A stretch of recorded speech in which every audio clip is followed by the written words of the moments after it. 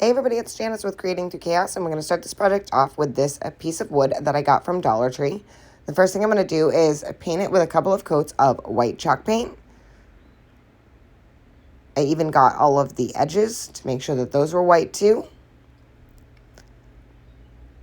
Once that was all painted and dry, I'm going to take this little sign with a rooster on it from Dollar General, I believe, and I am going to paint the frame of that black. It's like a tan color, and it just didn't go with what I had envisioned for this project, so I am going to just take a little brush and paint all around the frame, even on the inside, and I just took a very small brush and just kind of went over the inside, making sure that I didn't get any paint on the actual sign, and just kind of followed the edges.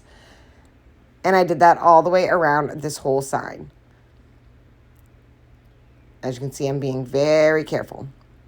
I didn't want to get any on the actual print. So once I had that all painted, I'm going to set that aside. Then I'm going to take that same little paintbrush, and I'm just going to kind of do the lines that were in the sign. I'm just going to add a little bit of black in there. Now that I have that all painted, I'm going to take my little sign and I am going to glue it right to the front of the Dollar Tree sign. And this little sign in the center was only $1 at Dollar General, so super cheap. Once I have that glued on, I'm going to take this ribbon that I got at Hobby Lobby. It's just a buffalo check ribbon and has like a little edging on it. And I'm going to glue that onto either side of this sign. I'm going to glue it on the top and the bottom.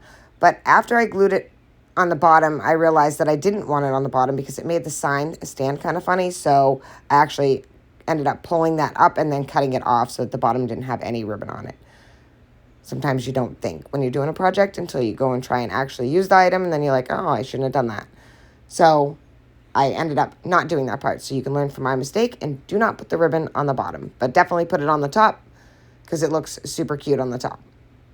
And then as I pulled the ribbon up, I just cut off the excess. But like I said, don't put the ribbon on the bottom. I'm going to add some glue and then just pull the ribbon over. And again, I'm just going to cut that off. And this is turning out so super cute. Now, I decided that I wanted a bow or something at the top, but I didn't like the way that that one looks. So I made a different style bow, and I'm just going to hot glue that right to the top of the sign right here.